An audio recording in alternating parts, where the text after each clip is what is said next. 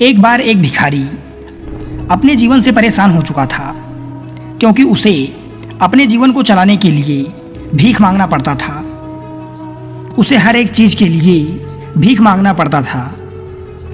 इसी बात को लेकर वह दुखी रहता और दिन भर यही सोचता कि उसके जीवन में बदलाव कैसे आएगा। यह सोचकर वह निराश हो जाता।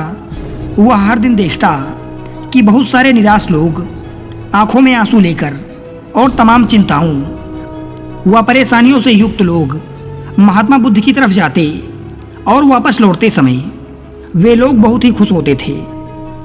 वह भिखारी यह समझ नहीं पा रहा था कि गौतम बुद्ध उनके साथ ऐसा क्या करते थे कि वे खुश हो जाते थे। वापस लौटते हुए लोगों के हाथों में ना तो ढेर सारे पैसे होते थे और ना ही सोने चांदी के आभूषण। तो फिर ऐसा क्या होता था कि लोग बुद्ध के पास से लौटते वक्त इतना खुश हो जाते थे। यह सब सोचकर वह भिखारी भी निर्णय लेता है कि वह भी महात्मा बुद्ध के पास जाएगा और देखेगा कि वहाँ ऐसा क्या हो रहा है कि दुखी लोग उनके पास जाकर इतने खुश हो जाते हैं। वह बुद्ध से मिलने के लिए उनके पास चल पड़ा।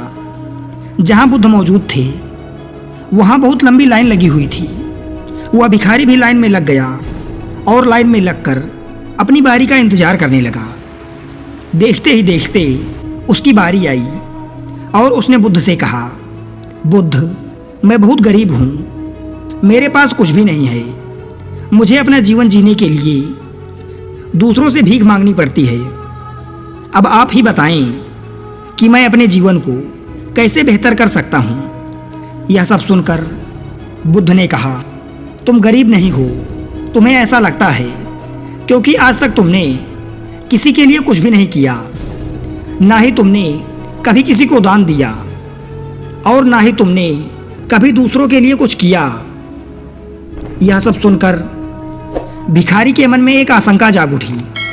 अपनी आशंका को दूर करने के लिए भिखारी ने पूछा, मैं तो एक भिखारी हूँ, मैं लोगों को दान कैसे दे सकता हूँ और कैसे लोगों की सहायता कर सकता हूँ। मुझे तो खुद अपना जीवन चलाने के लिए दूसरों से भीख मांगना पड़ता है।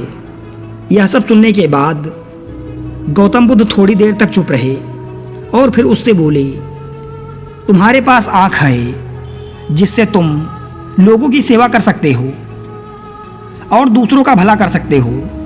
इसके अलावा तुम्हारे पास मुंह है जिससे तुम लोगों से अच्छी अच्छी बातें कर सकते हो और दूसरों का हौसला बढ़ा सकते हो।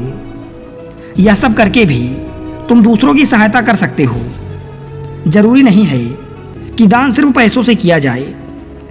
हम चाहें तो शिक्षा का भी दान कर सकते हैं, चाहें तो अन्न का भी दान कर सकते हैं। ऊपर वाले ने अगर किसी को पूर्णतः अच्छा शरीर भी दिया है तो वह गरीब नहीं है, बस उसका दिमाग गरीब है। उसे इस विचार से हटकर दूसरों की सेवा में लग जाना चाहिए। बुद्ध की यह बातें सुनने के बाद वह भिखारी बहुत ही ज़्यादा खुश हो गया और अब उसका मन संतुष्ट था। उसने वहीं बुद्ध के सामने निर्णय लिया कि आज के बाद वह भीख मांगना छोड़ देगा और कुछ ना कुछ अच्छा काम जरूर करेगा।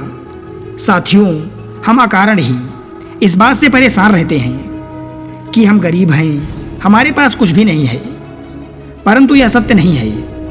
भगवान ने हम सभी मानवों को लगभग एक जैसे ही सांचे में ढाला है। सभी के पास 2 हाथ, 2 पैर, 2 कान और 2 आंखें प्रकृति ने दी है। तो उसमें गरीब और अमीर कहाँ? जब बच्चा जन्म लेता है तो वह शिशु कहलाता है। उसके बाद धीरे धीरे वह वयस्क हो जाता है। फिर उसके बाद मनुष्य के गुण और कर्म ही उसे अमीर, गरीब, तुच्छ और महान बनाते हैं। अगर हमारे कर्म अच्छे हैं तो हम महान बन जाते हैं, लेकिन अगर कर्म खराब है तो हम चोर, उचक्के और अपराधी भी बन सकते हैं। दोस्तों, यहाँ ध्यान देने वाली बात यह है कि प्रकृति के नियम में ऐसा कुछ भी नहीं है। प्रकृति का नियम सभी के लिए समान है। इस दुनिया में सभी एक नवजात शिशु के रूप में जन्म पाते हैं और धीरे धीरे बढ़ते हुए वयस्क और फिर वृद्ध, उसके बाद मृत्यु को प्राप्त हो जाते हैं। जब सभी के लिए एक ही नियम है तो फिर कैसी असमानता? असमानता है तो वो हमारी सोच में है। हम अपनी तुलना किसी से भी करने लगते हैं और उसी के जैसा बनने का प्रयास करने लगते हैं, बिना यह जाने कि उस व्यक्ति के जीवन में सुख है कि नहीं। महात्मा बुद्ध का कथन है कि जीवन दुखों से भरा पड़ा है और इस बात को हम अपने जीवन में यथार्थ होते हुए भी देखते हैं। दोस्तों, जब तक हम स्वस्थ हैं, हमारा शरीर पूर्ण रूप से बेहतर है, तब तक हम उसका उपयोग करके जीवन में आगे बढ़ सकते हैं और जीवन में जो भी प्राप्त करना चाहें वह प्राप्त कर सकते हैं। बस ज़रूरत है तो एक मजबूत इच्छा शक्ति की। लेकिन अगर हम सिर्फ अपनी लाचारियों और गरीबी पर ध्यान दें और उसे सुधारने की कोशिश ही ना करें तो हम मूर्ख हैं। इसके अलावा हमें इस कहानी से यह भी शिक्षा मिलती है कि दान सिर्फ धन से ही नहीं, वरन हमारे पास जो भी है हम उसके द्वारा किसी की भी मदद कर सकते हैं और हमें यह करना भी चाहिए। दोस्तों, आशा करते हैं आप इस कहानी से बहुत कुछ सीखे होंगे। धन्यवाद।